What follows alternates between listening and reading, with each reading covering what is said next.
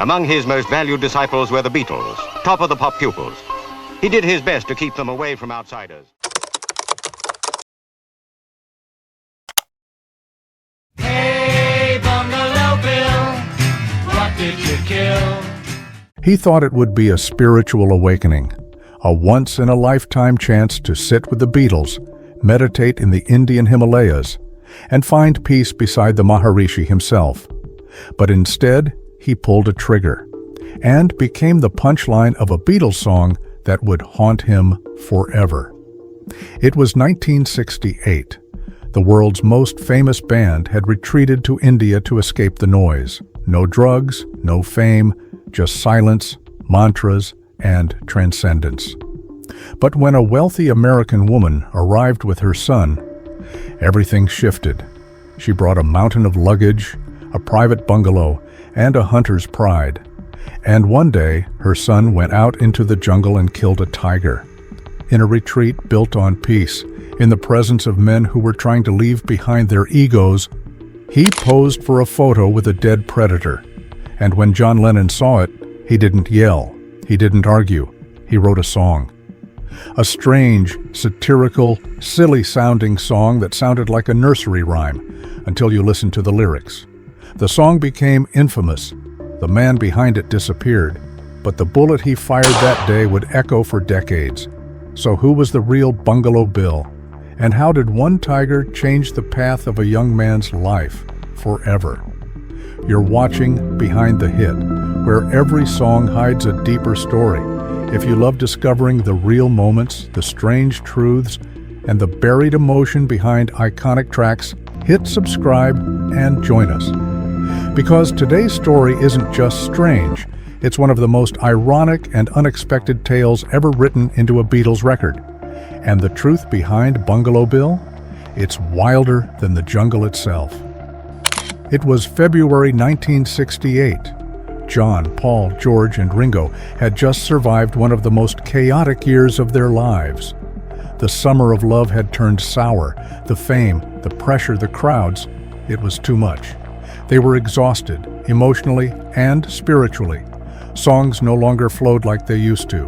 Even their relationships strained. And so they left. The destination was Rishikesh, India, a peaceful ashram nestled at the foothills of the Himalayas. There, the Beatles would study transcendental meditation under the guidance of Maharishi Mahesh Yogi, a guru gaining fame among Western seekers. It wasn't just the four Beatles. Cynthia Lennon came with John. Paul brought Jane Asher. Donovan, the British folk star, came too. Beach Boy Mike Love joined. Even actress Mia Farrow arrived, searching for something beyond Hollywood. They were all looking for the same thing: stillness. In a world that demanded everything from them, they hoped the Maharishi could give them nothing. No expectation, no spotlight, just peace. At first it worked. They meditated for hours a day, rising with the sun. Meals were quiet, communal, vegetarian. The Ganges flowed beside them like a hymn.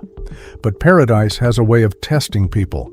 And when an American socialite and her son arrived with their wealth, privilege, and rifles, it shattered the illusion of peace. The Beatles had come to lose their egos. Instead, they got front row seats to one. Her name was Nancy Cooke de Herrera.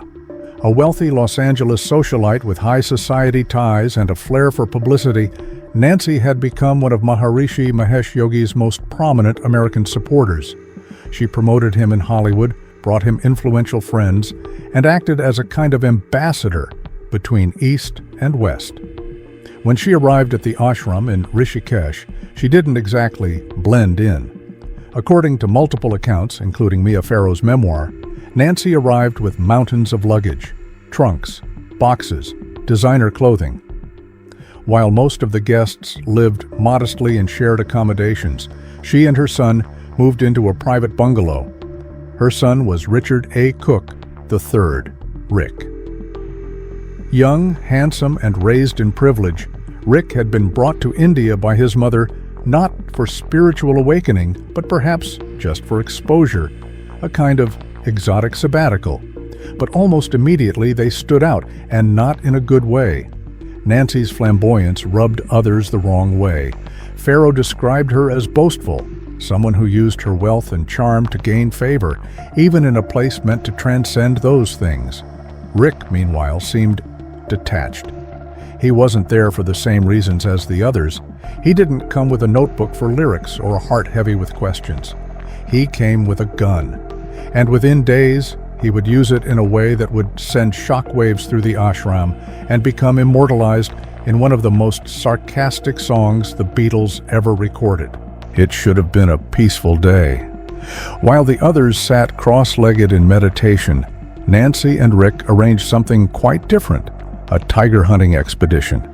Yes, while the ashram promoted non-violence, vegetarianism, and spiritual oneness with all creatures, the Cookes went out in search of the most dangerous predator in the jungle, and a trophy to take home. Details from the event are confirmed in multiple memoirs and interviews, including Rick's own reflections years later. The hunt was arranged through local contacts. Rick, likely influenced by his upbringing and a sense of adventure, saw the excursion as a thrill. Accompanied by guides and his mother, he ventured into the forest, rifle in hand. And then it happened. They found a tiger. According to reports, the tiger was spotted unexpectedly, and in a moment of panic or adrenaline, Rick fired. The shot hit its mark. The majestic animal, symbol of strength and grace, was dead. What followed was worse. A photo was taken of Rick standing proudly beside the slain tiger, a classic big game pose, but in the context of a meditation retreat that preached reverence for life. It was a slap in the face. When the Cookes returned to the ashram, the reaction was immediate.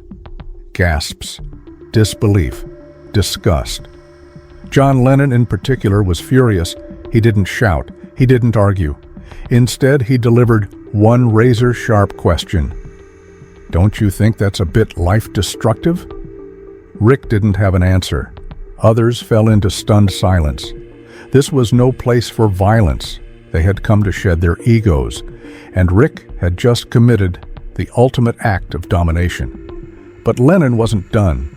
He wasn't just angry, he was inspired.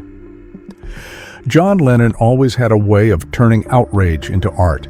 He didn't write a letter, he didn't hold a grudge, he wrote a song. And that song would be titled The Continuing Story of Bungalow Bill. Hey, Bungalow Bill, what did you kill? It was written quickly, sarcastically, and with unmistakable venom. He went out tiger hunting with his elephant and gun. Went out tiger hunting with his elephant and... The line mocked the arrogance of Western colonialism and Rick's own real-life behavior. Not when he looked so fierce his mummy butted in. Not when he looked so fierce, His mommy butted in. That one hit even harder. It poked fun at Nancy, who, according to multiple sources, had defended Rick's actions like a protective mother, shielding her child from criticism. The entire song plays like a children's sing-along, with bouncy melodies and repetitive structure, but listen closely, and it's pure satire. Bill and his elephants were taken by surprise. Lennon wasn't just telling a story, he was accusing, exposing. Even the name Bungalow Bill was a jab. So Captain Marvel zapped him right between the eyes. Ridiculing the Cookes' private bungalow, their comfort, their detachment from the spirit of the ashram.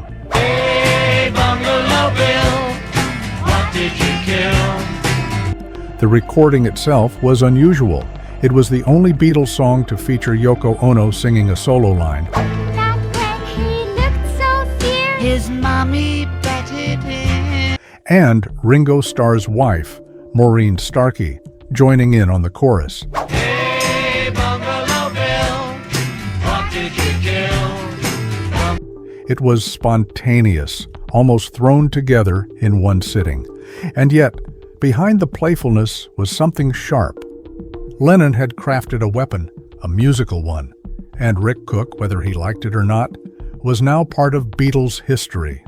There was one man whose opinion still mattered to Rick, the Maharishi. Sometime after the hunt, Rick reportedly approached him directly.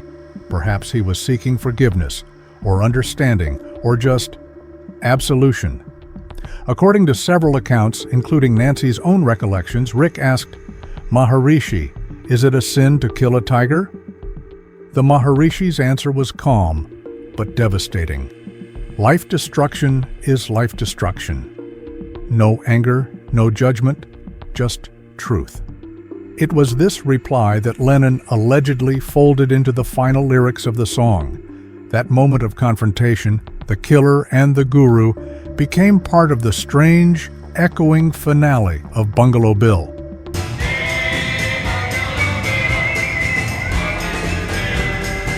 Nancy, of course, defended her son. In interviews, she would insist the hunt was necessary, that the tiger was charging, that Rick acted in self-defense. But no one else spoke up. The Beatles stayed quiet. The moment passed, but the damage was done.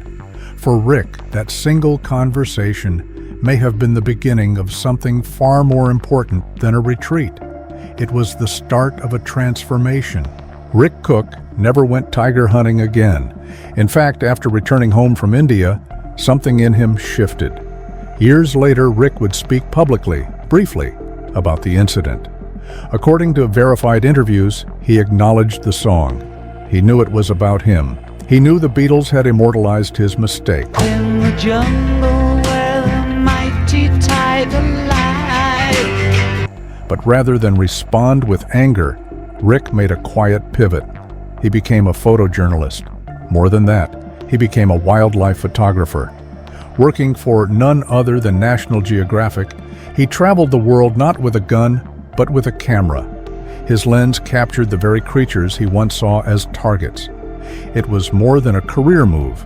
It was a personal evolution, from hunter to documentarian, from taker of life to preserver of it. And that may be the most ironic twist of all. The song that mocked him may have redeemed him. Hey, Bungalow Bill, what did you kill? The satire, the shame, it didn't destroy Rick. It pushed him to change, to see animals not as trophies but as teachers, to live finally in the spirit of the very ashram he once misunderstood. Bungalow Bill was a joke. Looks could kill, it would have been us instead of him. But the man it mocked? He grew into someone the Beatles might have respected, if not at the time, then maybe later. Among all the tracks on the White Album, Bungalow Bill stands out like a sore thumb. All the children sing, hey, Bungalow Bill. It's weird, it's sing-songy, it's jarring. Critics often dismissed it as filler, a musical oddity wedged between masterpieces. But behind its silliness lies something deeper. It's protest disguised as play. Its satire wrapped in sarcasm. The children asked him if to kill was not a sin. It's a snapshot of Lennon at his most biting, turning a single event into a broad commentary on violence, privilege, and hypocrisy. It wasn't a chart topper, it wasn't meant to be, but it was unforgettable. For fans, it became a curiosity. For Rick, it was a mirror. And for Lennon, it was a reminder that sometimes the sharpest lyrics wear the goofiest disguises. Bungalow Bill is proof that a Beatles song didn't need to be poetic or profound to hit its target. Sometimes all it took was a mocking chorus and the truth underneath it. Thanks for watching Behind the Hit. If you enjoyed uncovering the strange, emotional, and unforgettable story behind Bungalow Bill, don't forget to subscribe. We've got dozens more hidden stories waiting to be told. Tell us in the comments, what Beatles song do you want us to explore next? Because behind every hook, every chorus, every Beatles song, there's a story. And sometimes behind a song like Bungalow Bill, there's a bullet, a tiger, and a young man who never thought he'd be in a Beatles song at all. But once you're in a Beatles song, you're there forever.